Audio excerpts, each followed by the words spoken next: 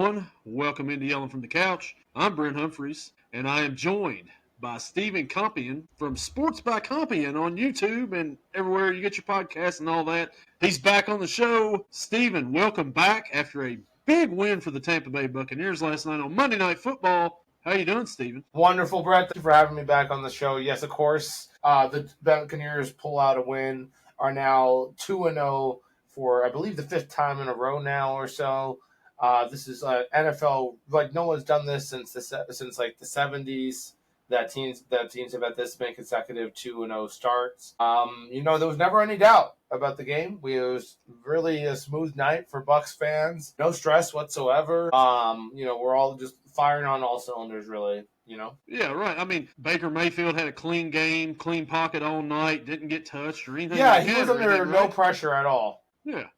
And that's the great thing you love about it is that even with both of our tackles being injured, not just Tristan Wirth being out, but also Luke Gedeke getting himself re-aggravated his ankle injury from the previous week and was out as well. So that was cool. That was what you want when you're going against Donnell Hunter and Will Anderson, is you want both of your tackles to be down because you really want to challenge your depth and see what you're working with for the long haul, for the playoff rush. And now we know Charlie Heck, not very good at tackle, but he could sort of survive out there for a game, kind of, maybe, if you have Baker at quarterback. Otherwise, maybe not. Yeah, Bucky Irving, man. Right, you still there? So impressed. Yeah. We found the run game. We found the run game, and that's what mattered. Yeah, he's impressive out there, just bouncing off tackles. He left there, guys. Just so keeps I'm just going. Going to go ahead and talk I'm about a big this whole Bucky Bucs Irving game guy. in general. Pretty much going to break down what happened. So, the Bucs go ahead and score on both their early possessions. We scored on both the number one and number two. Baker finds 2 touchdown passes. The whole night looks like it's just going to be a great old night, and we're going to be winning tons. But yeah, of course, there was the whole Luke Gedeke getting an ankle injury during the second drive. While that was happening, Houston Texans also scored on their first 2 drives. They just happened to get a touchdown and a field goal as opposed to 2 touchdowns. So the Bucs are leading this whole thing. It's all looking good. Luke Gedeke gets a concussion, and that was kind of it for the Bucs offense. After that, it was basically just the Bucs on defense the rest of the night. Houston on defense the rest of the night. These teams were exchanging 3 and outs. They were exchanging missed field goals. Thanks, Money McLaughlin. I don't know what happened to you, but you're suddenly not money anymore, and it's tragic. It's scary. Brett, are you back? Is that you? Is that you in the distance, my friend? Call out twice if you have pineapple. Oh, there he is. There he is, folks. Yes. That's right. Our host is back. Oh, I love Riverside. We can hear him too. I'm going to say. I'm about Hello, to Brett. StreamYard You're back. Sucker, I'm telling you. Man, but like we were talking, like Bucky Irving. You got me? Okay, yeah. Bucky Irving, man, runs hard, bounces off of tackles. Yeah. You can't just lean a shoulder into this guy because he's going to bounce off of it and go for another 50, 20. No. Yeah. Yeah, I was just telling the audience about how the Bucs scored on their first 2 possessions, so did the Texans, and then after that it was just a defensive battle. And yeah, Bucky was finding space. Rashad White actually had himself a decent night. Baker was looking a little off on some of these. It wasn't fully his fault. It feels like he was trying to force the ball to Mike Evans, who might have been playing his last game in Texas, and it looks like he's hinting at retiring this year, maybe next year. He's in his twilight years. So I think there was a lot of nostalgia that this might be his last game in Texas. So I think Baker was trying to force the ball to him a little bit. Credit to Derek Stingley. He's a fine young like you said, the beginning of the game, really shut down Mike it looked Evans like it was going to be a shootout, like a track meet, back and forth. Good for offense, if you love offense. But they settled down in the defense. Both defenses really settled in, and the other teams really didn't have a whole lot going on for most of the game in that second half and on. Houston's running game, they could not get a running game going whatsoever. No. Aside from a Nick Chubb, yeah. They couldn't get anything going. I mean, the Bucs are really good against the run. We're already really good against the run, and the skeleton of Nick Chubb is just, oh man, he is not the same running back as he was all those years in Cleveland. Which is these running back handles run fast and I seen like in the second game, Justin Herbert led the Chargers in rushing. So it's not just a one team. I mean, it seems like a lot of teams, if you don't have a really good running back, the rushing yards aren't there this year so far in the first couple of weeks. And that is usually pretty typical. I feel like it may take offensive lines a little bit longer to mesh to be able to really start to create those open lanes for the running backs to get through. Yeah, as you mentioned, Derrick Henry had himself a really down day. So, like, I think he had, like, something like 11, 16 carries and got, like, no yards. Thanks, Derek. Didn't cost me a fantasy game. And then, so there's definitely some people struggling to find some rushing yards right now in the early going. Alshon Jeffrey, he's still under 100 rushing yards right now? I thought it'd be hard for him. The type of runner he is, he wants to run you over. You can do that when you're playing Mountain West football up there in Boise, but you come to the NFL, you're going to have to adjust for sure. So, yeah. Sure. There's some big boys. No. Unless you're beast mode, you're probably not going to be able to run coming right out of college. You're going to have to adjust to the way they play in the NFL before you can start plowing people over. Indeed. But just to finish up on that Bucs game, Brett, so as we mentioned, it did look like a shootout until Luke Gedeke gets himself, re-aggravated ankle injury. In comes Charlie Heck. The offensive line never looked the same. Baker never looked settled again.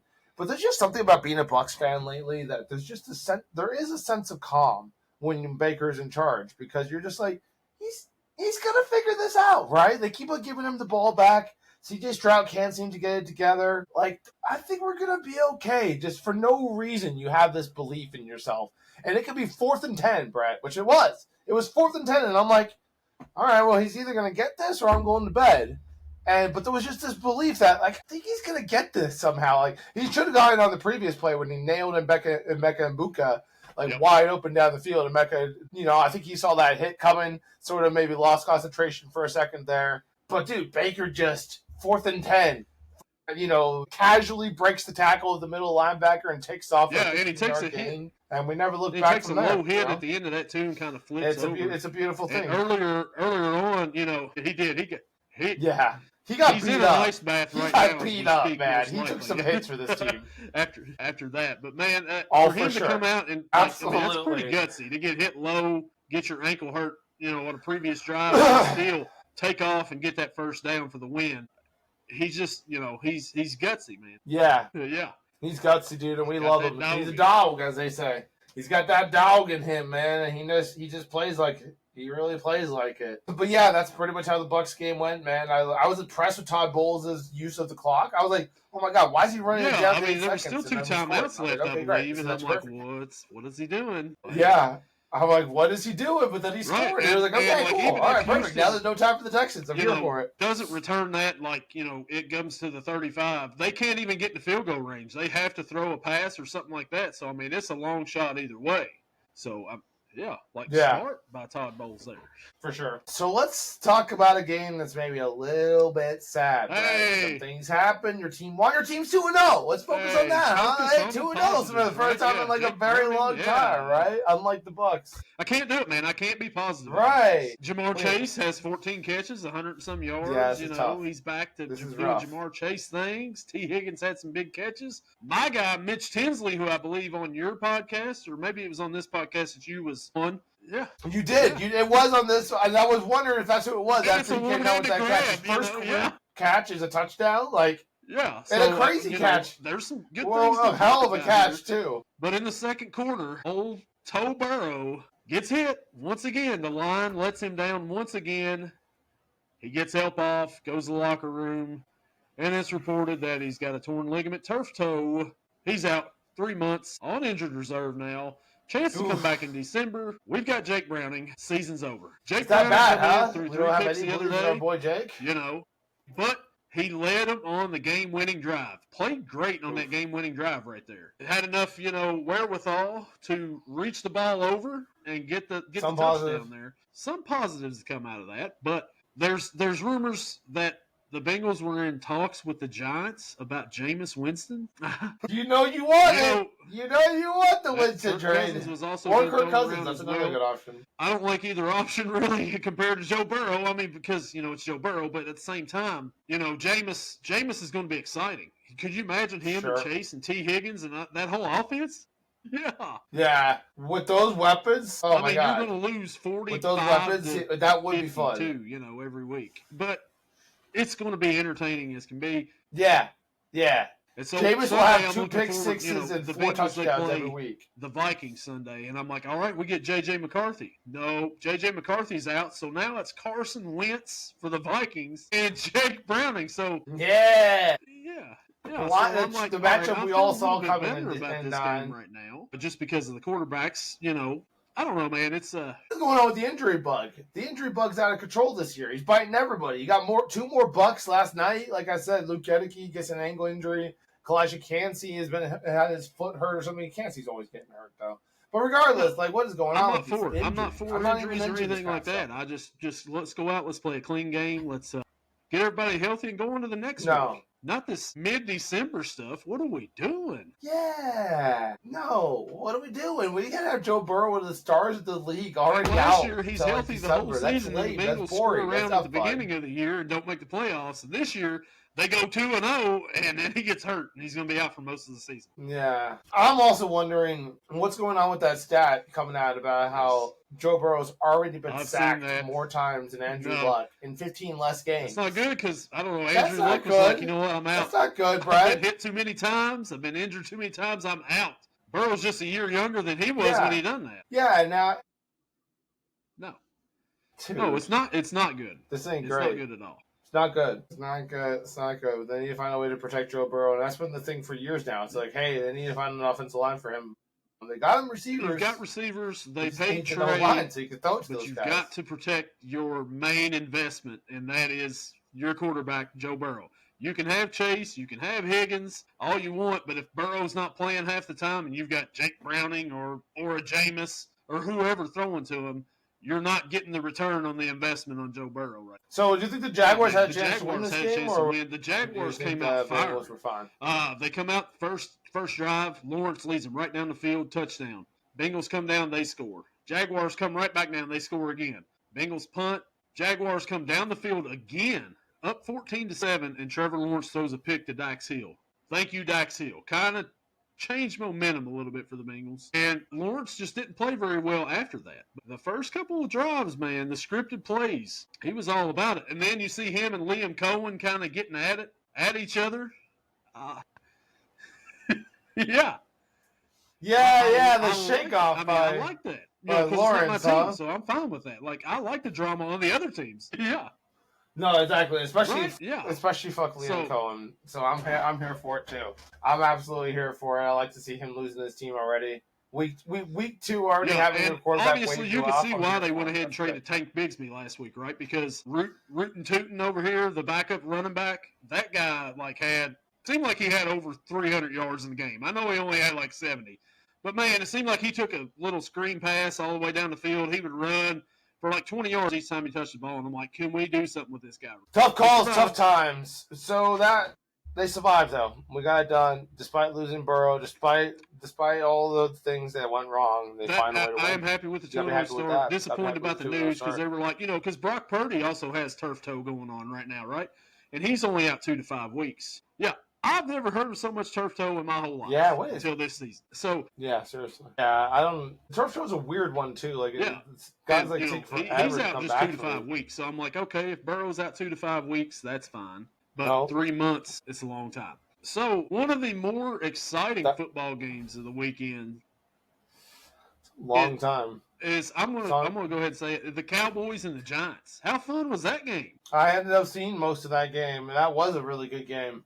Just a typical shootout we all saw coming, with Russell Wilson just absolutely going off against the Dallas Cowboys defense. He threw over 400 yards, multiple touchdowns, a pick at the end there to kind of end it. But overall, a great day at the office for Russell.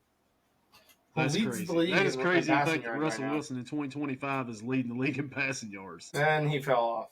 So we're back, but yeah, that game was pretty great. And Javonte Williams is doing his thing over there with the Cowboys, still getting touchdowns. So it's actually been pretty interesting having these type of leaders. And Dak Prescott is, I think, number 5. He found a way to keep that scoring for the Cowboys. Dude, Malik Neighbors is a stud. It seems like the Giants just continue to find ways to draft really, really good wide receivers because Malik Neighbors is already high up in the statistics of like most catches in the first couple of years. The dude's an absolute dog. He's apparently really hard to cover because he seems to always be open. But despite all of that, despite Bland being out, the Cowboys defense managed. They're kind of bend but don't break type of mentality the whole game, letting the Giants get up into the red zone, but they had to settle for field goals. Brandon Aubrey Holy cow, this kid's got a leg on him, dude. The dude just is casually knocking the fucking 62-yarders into there. And, like, I wish Chase McLaughlin could get some of this kid's juju right now because holy cow, Brandon. Former Birmingham Stallion kicker as well. But, yes, Brandon Aubrey is quite the freaking kicker right now. Absolutely nailing bombs. And it's very, very impressive. He's going to probably continue to do his thing, but he absolutely wanted the Cowboys that game. That one to tie it up, with 60-something, with like the last second from 60-something yards away. Just so impressive. Shout out. It's not often you see a kicker just dominating like that. And then, Russell Wilson gets himself an interception to end out the day, which was pretty sad for him. However, overall, Cowboys-Giants was a very impressive game. Another really close one was in that same time slot. Denver Broncos, Indianapolis Colts. The Colts have now gone 2 full games without ever punting the ball. They haven't punted it even once yet. That's wild.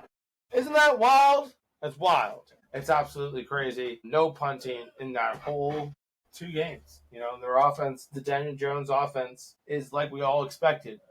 That he was just going to be amazing, and this offense was all going to flow. We all knew that coming into this year, so I don't think anyone's really surprised. But they find a way to get it done against Bo Nix and the boys. A lot of people had, Denver doing some really important stuff. For the Colts to start out like this, 2-0, still haven't punted. They're just rallying behind their boy Daniel. It's all terribly impressive. And, they get a last-second field goal to win the game in Lucas Oil Stadium and improve on the year. What a start for these guys. Is it the new young owner, maybe? Could it be? Is that what's driving them? Who knows? Either way, sports fans, we appreciate you guys tuning in. We're sorry that yelling from the couch himself, Mr. Brett, seems to have disappeared. We blame Riverside. Sure, we'll blame Riverside for this whole thing. Some type of internet connection problems. But we really appreciate you guys tuning in. It's very sad about Joe Burrow. Nobody likes to see the stars of the league getting injured. So just for that, look, Brett's back in time. Perfect. Brett, I was just about to wrap up here with the fans. Can you hear us? Back. Yes. Here he is. Oh, this is driving me Yes. crazy. There you are. Yeah. Hey, how's it going? Oh, he's back. Hi. No worries. It's good. I was talking about the Cowboys, and then I talked a little bit about Denver. What did you think about that call? Denver and the Colts game. What did you think about that call before we sign off here? The Denver leverage. I didn't see it, but it sounds like nonsense to me. I'm going to go ahead and say that. I didn't see it live, so whatever. It sounds like there was a lot of weird calls this week, dude. The referees like to be heavily involved. They had a lot of calls against Houston. Some Bucs fans feel like we had too many calls against us. I just feel like the referees. I think they'll chill out here in a few weeks. Get them a few weeks of reps out there for them. Oh, too. he's gone. I think that's what Brett would say. I think he would say that the refs in general just need to chill and stop doing so much of their stuff. On some of these calls. Anyway, sports fans, I'm going to go ahead and get out of here. Make sure you guys are liking and subscribing to Yelling from the Couch. Thank you to Brett for hosting me and having me over for Sports by Compian. Thanks for joining. We hope you folks enjoyed. Sorry that Brett was hopping in and out. It was next week. A lot of entertainment from me. But either way, we're out of here.